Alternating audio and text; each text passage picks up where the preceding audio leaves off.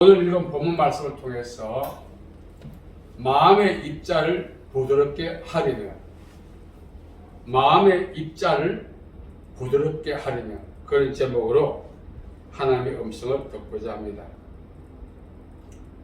이 봄이 다가오고 있습니다.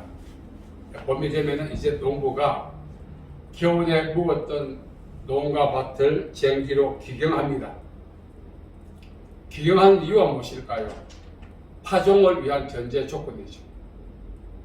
중요한 사실은 비록 쟁기로 기경하였다 할지라도 그 기경된 상태에서는 곧장 파종할 수가 없습니다. 이유가 무엇일까요? 이유는 기경한 흙이 굳은 상태로 있기 때문에 그렇습니다. 그렇다면 굳어져 있는 흙을 부드럽게 하고 일항을 만들어야 비로소 파종할 수가 있습니다. 쟁기로 기경하여 굳어진 상태로 있던 이 흙의 입자를 부드럽게 만드는 그 농기구가 바로 고무래라고 하는 농기구가 있습니다. 농촌에 가면은 이 T자형의 농기구가 있습니다. 제가 성장했던 영남 지방에서는 그 농기구를 곰배라고 했습니다. 표준어로는 고무래 그렇게 말하죠. 그래서 쟁기로 기경한 그 흙덩이를 이 고무래로 농부가 열심히 두들기면 입자가 부드러운 그런 흙으로 됩니다. 그러면 이제 일항을 만들고 이제 파종을 하게 되죠. 아무리 옥토를 할지라도 이 고무래로 입자를 부드럽게 하지 않으면 파종할 수가 없는 것입니다. 풍년의 조건이 무엇입니까? 입자가 부드러운 옥토에 선별된 우량 품종을 파종하는 것입니다. 그렇게 될 때 비로소 풍년을 보장할 수가 있습니다. 아무리 선별된 우량 품종이라 할지라도 기경된 상태에서만 파종한다면 길가에 뿌려져 새들이 먹이가 되는 그런 상황을 초래할 수밖에 없다는 것입니다. 성경은 우리 마음을 농토에 비유하고 있습니다. 언젠가 우리 마음의 농토에도 파종의 날이 오는 거죠. 우리 마음에 파종될 그 씨앗은 물리적 씨앗이 아니라 영적 씨앗인 하나님의 말씀이라 합니다. 이 말씀이 우리 안에서 30배, 60배, 100배 결실하려면 우리 마음의 상태가 옥토가 되어야 합니다. 더 나아가서 입자가 부드러운 상태가 되어야 합니다. 아무리 내놓으라 하는 농사꾼이 이제 옥토를 기경했다 할지라도 자연 발생적으로 입자가 부드러운 흙의 상태로 전환되지 않습니다. 농부가 부지런히 곰배로 두들겨 입자가 부드러운 상태로 만들지 아니하는 한 기경되었다 할지라도 굳어있는 그 상태로 있을 수밖에 없는 거죠. 우리 마음 역시 마찬가지입니다.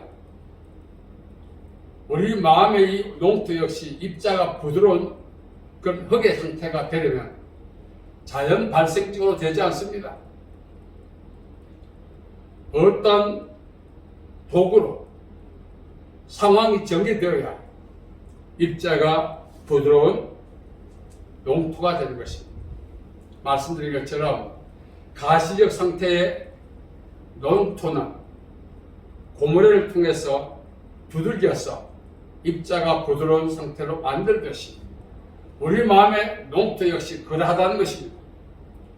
자, 그렇다면 이 우리 마음의 농토를 입자가 부드러운 상태로 만드는 그런 고무래는 무엇일까요?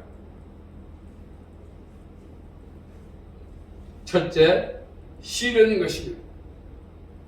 비록 알곡이라 할지라도 추수해서 그대로 우리가 양식으로 사용할 수 없죠. 알곡이 되려면 표피를 벗겨야 합니다. 곡식의 표피 역시 자연 발생적으로 벗겨지지 않습니다. 피라미드에는 수천 년이 지났음에도 아직도 과거의 곡식 껍질 표피 그대로 있는 것이 발견되었다는 것입니다.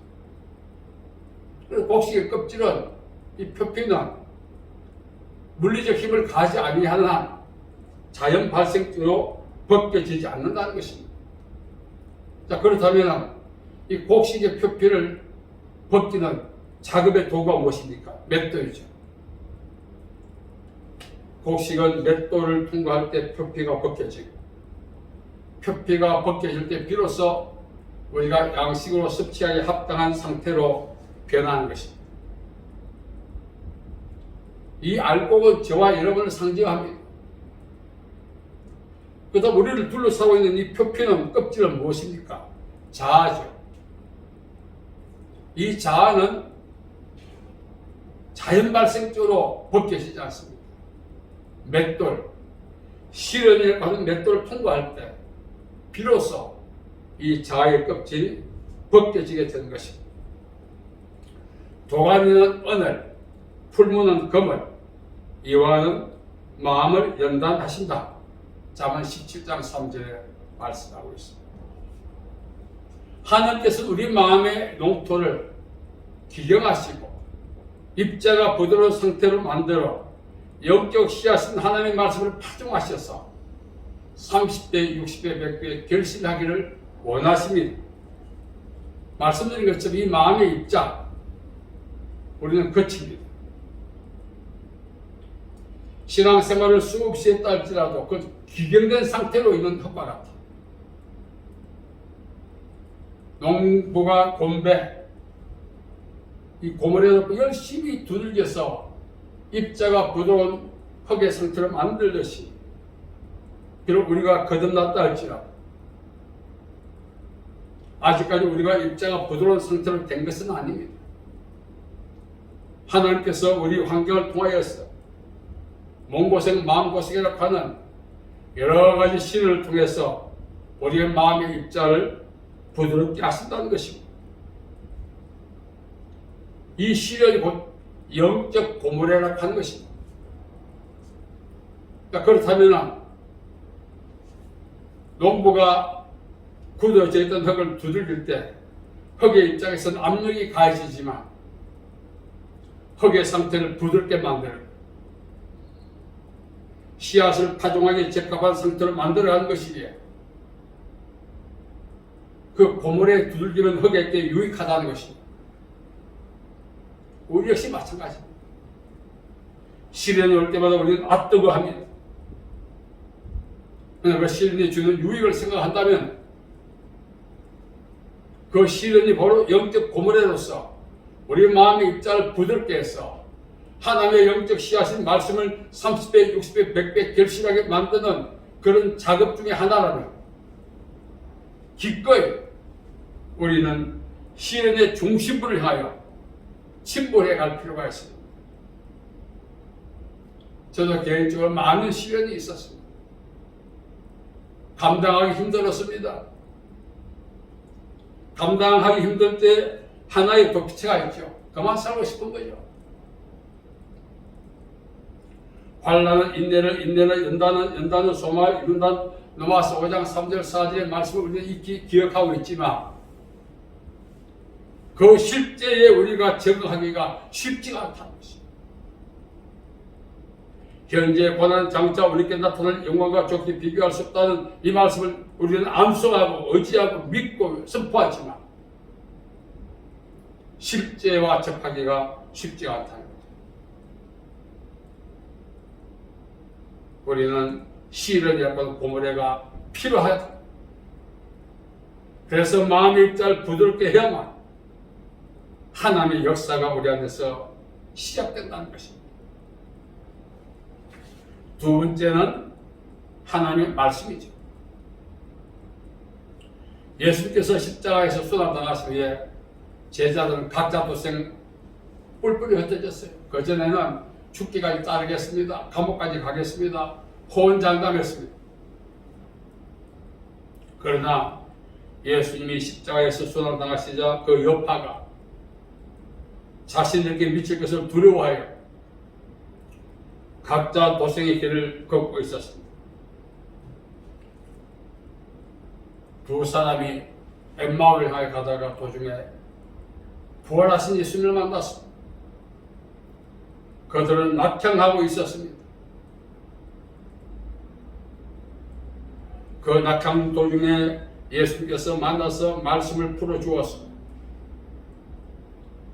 그리고 후일 그들이 말했습니다. 도중에 우리께 말씀을 풀어주실 때 우리 마음이 뜨겁지 아니하더냐? 이 말은 갱신이라는 뜻입니다. 하나님의 말씀은 방망이 같고 불 같고 반석을 친다 했습니다. 그 하나님의 말씀이 낙향하든 굳어져 가든 화석화되어 가든 제자들의 마음을 두들겨서 녹여서 입자가 부드러운 마음으로 만들었던 것입니다. 그래서 그들은 환란이 있는 예루살렘을 향하여 다시 복귀했던 것입니다. 하나님의 말씀은 살아있고 활력이 있어 좌우의 날선 어떤 것보다 이르하여 홍가인과 관절과 골수를 찔러 쪼개기까지 한다고 했습니다. 하나님의 말씀을 읽고 묵상할 때, 때로는 선포된 하나님의 말씀을 경청할 때 성령의 길목을 통하여 그 말씀이 우리 마음에 역사하여 화습화되어가 굳어져 있다. 우리 마음의 입자를 부드럽게 만드는 것입니다. 하나님의 말씀을 읽고도 강팍해지는 사람은 없습니다.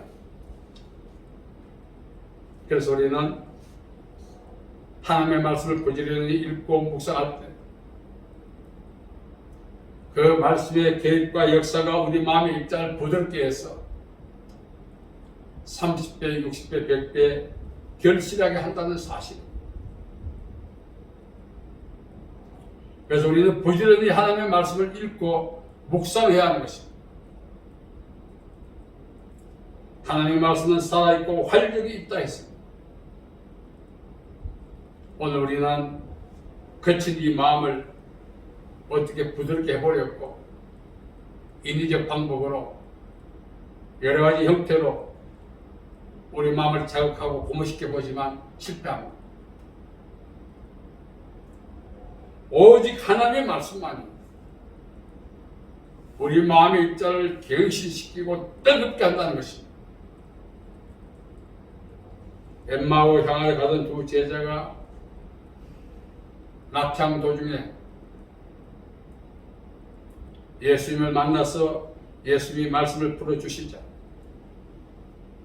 그 말씀의 역사가 그들의 마음을 갱신시키고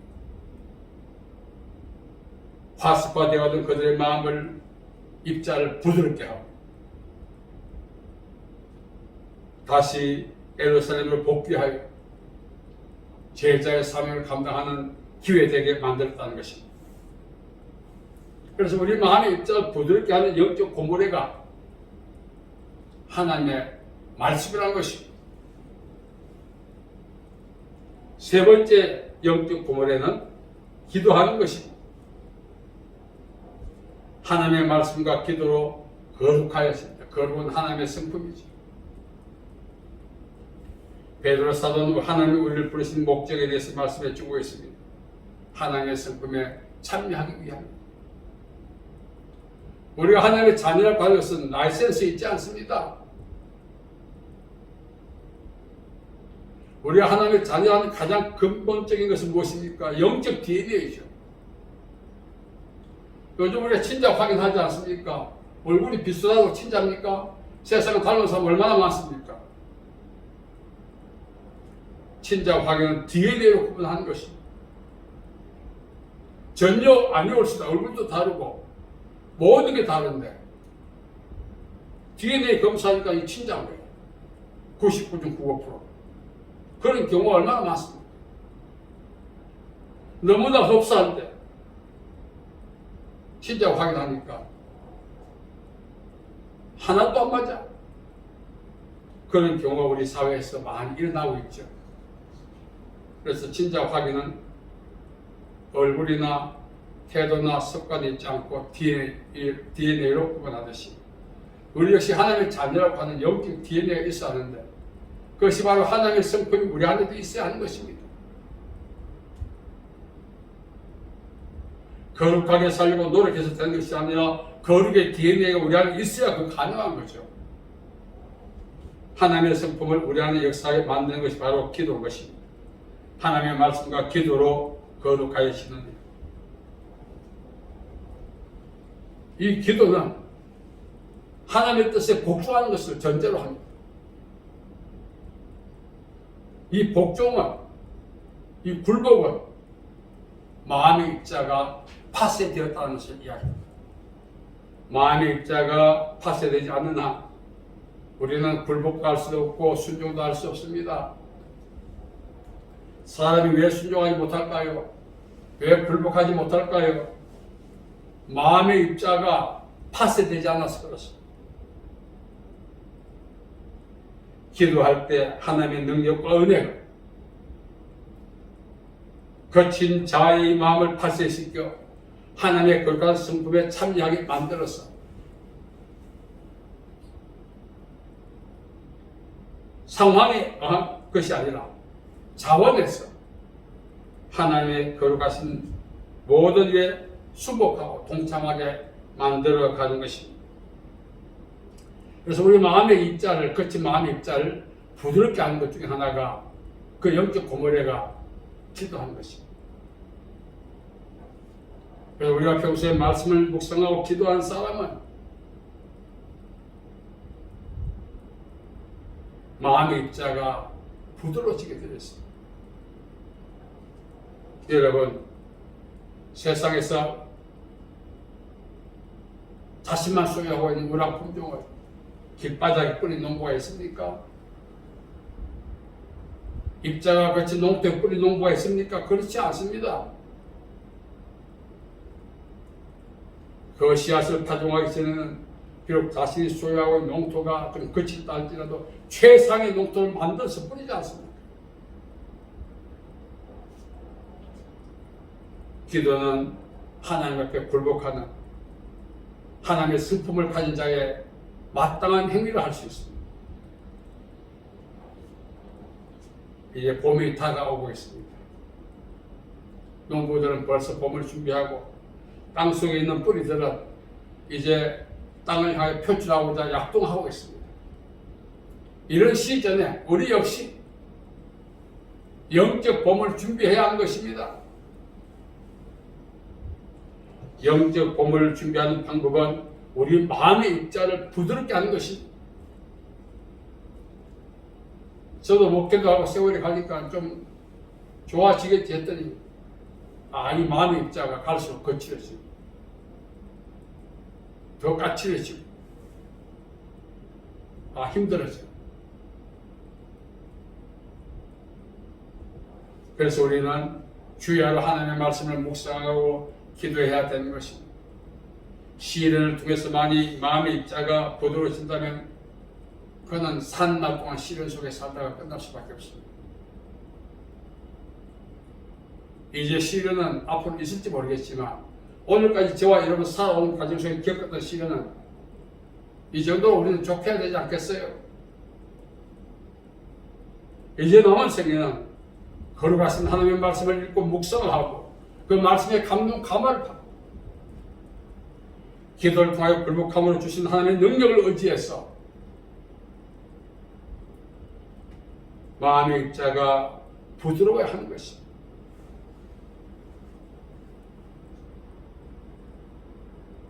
우리가 살아가면서 카리스마 있는 지도자도 원하지만 온유한 지도자가 얼마나 중요한가를 갈수록 배우고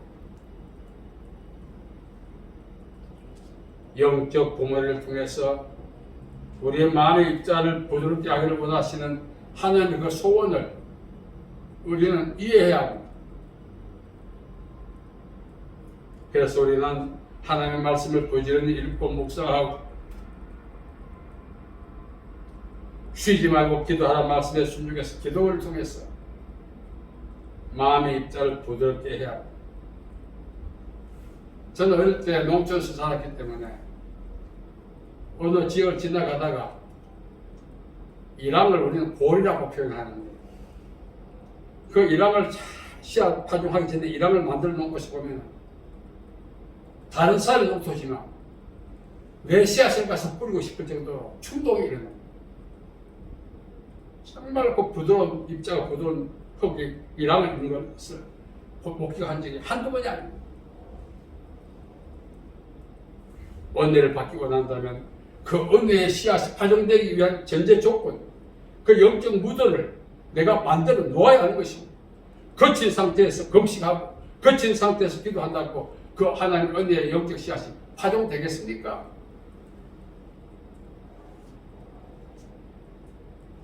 마음의 입자를 부드럽게 하는 영적 무드를 조성해 놓습니다. 우리도 눈치챌 수 없는 그 시간에 하나님의 씨앗이 이미 뿌려졌고 자라고 있다는 사실을 발견할 그날이 오는 것입니다. 은혜를 사모하기 이전에 그 은혜를 담을 수 있는 그릇이 되어야 하듯이 계절적으로 봄이 다가오고 있는 이 시즌에 우리 역시 마음의 입자를 부드럽게 해서 2022년도 하나님이 주시는 그 은혜의 씨앗들 우리 안에서 마음껏 파종되어서 전무후무한 축복을 경험하는 복된 기회 되시기를 예수님 이름으로 축복합니다. 살아계신 아버지 하나님, 은혜와 자비와 사랑을 감사하며 거친 우리 마음의 이 상태를 영적 고머리를 통하여 부드럽게 해주시고 또 하나님의 은혜가 우리 안에서 뿌려져서 30배, 60배, 100배 결실되는 역사가 일어나게 도와 주시옵소서. 봄이 다가오고 있는 이 시즌에 농부들이 땅을 기경하고 고머리를 통하여 흙의 입자를 부드럽게 하듯이 우리 역시 말씀과 기도를 통하여 하나님의 은혜의 씨앗이 파종될 수 있는 마음의 입자를 부드럽게 만드는 기회 되게 복 주시옵소서. 예수님의 이름으로 기도하옵나이다. 아멘.